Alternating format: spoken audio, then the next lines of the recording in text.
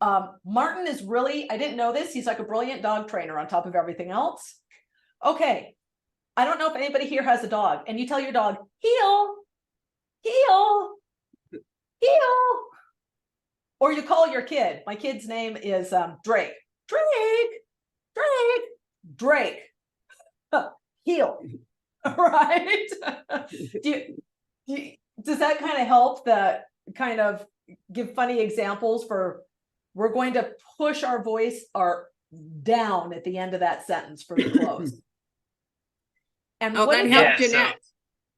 It conveys certainty, right? Because when we upswing our voice, it tells the other person that we're asking them a question, but it also tells them that we're uncertain. When we push our voice down, it just conveys confidence and authority. And so, other than that, dude, that was spot on.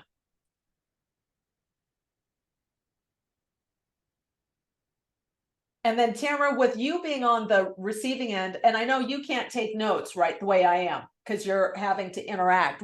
Was there anything that jumped out for you?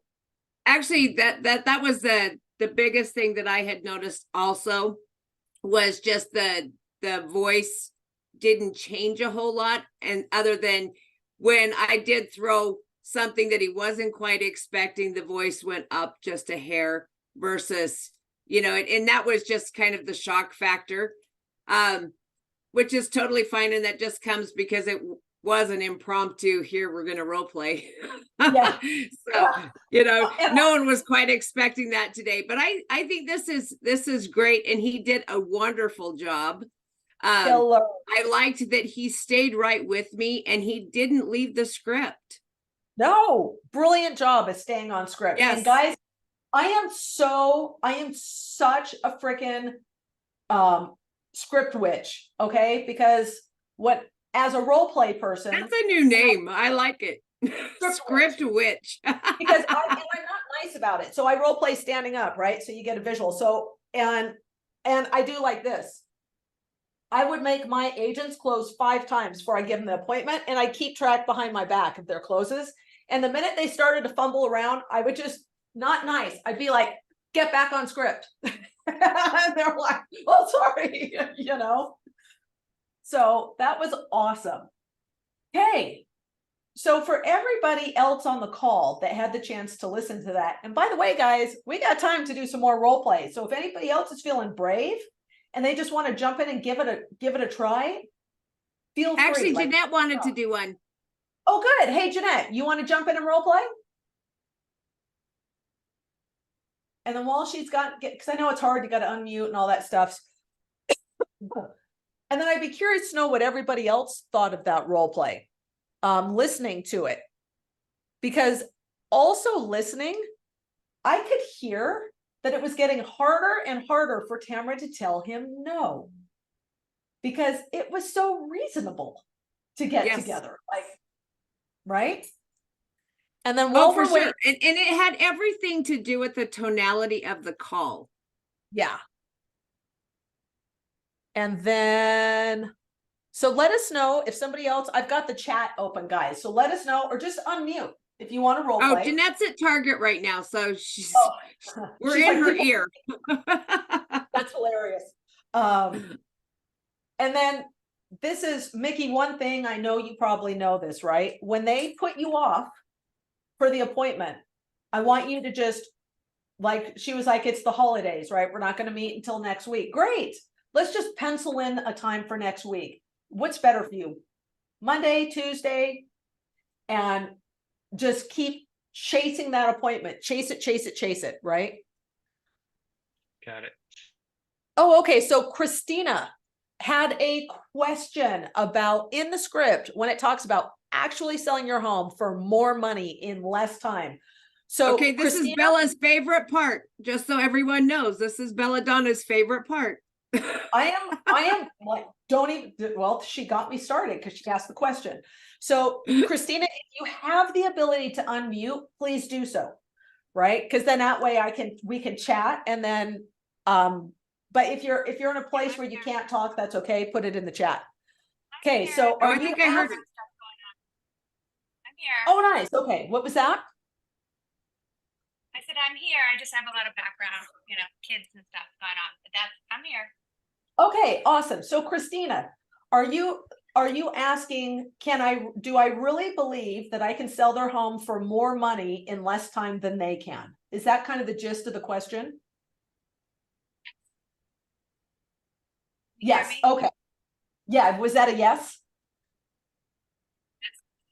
Okay. Yes. Yes. Okay. So, yes, I will sell their home for more money and I will sell it in less time. And when I sell it, the likelihood of them getting their tails drug into court because they did something wrong goes from, who knows how much down to that. Okay. There's a lot of reasons why people need professional representation. So here's where agents get stuck. And this was my mental malfunction as a real estate agent. Let's say they're asking $700,000 for the house. And you're thinking, well, to sell it for more money, that means what are commissions on 700 times 0.06? That's $42,000.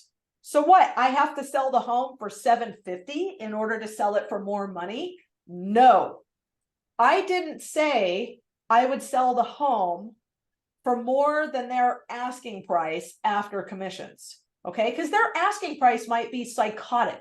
It might be delusional, right? Here's what I know.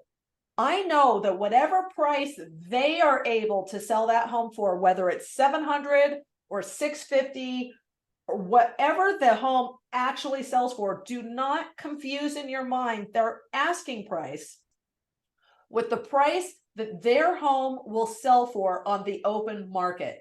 I will sell the home for a minimum, and I mean minimum, of 10% more than they can sell it for on their own. 100% of the time. Okay, maybe 99%, because when you're in a crazy market, my watch thinks I'm talking to it. Go shush. That's weird. I'm glad mine's not the only one that does that. I was like, who the hell? And so here's what you need to understand.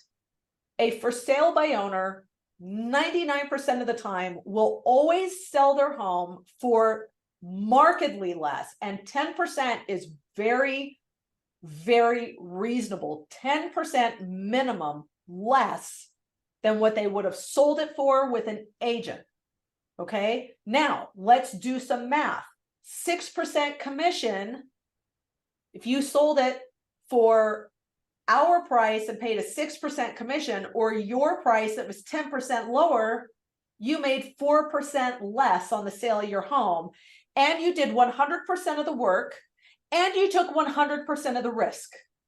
That's just not too smart, okay? But they don't understand that concept, right? So why can I sell their home for more than they can sell it? For a number of reasons, but the number one reason is marketing. They do not market their homes correctly. And you're like, well, they can put it on Zillow, and Zillow's everywhere, and they can put it on Craigslist, and they can put it on Facebook.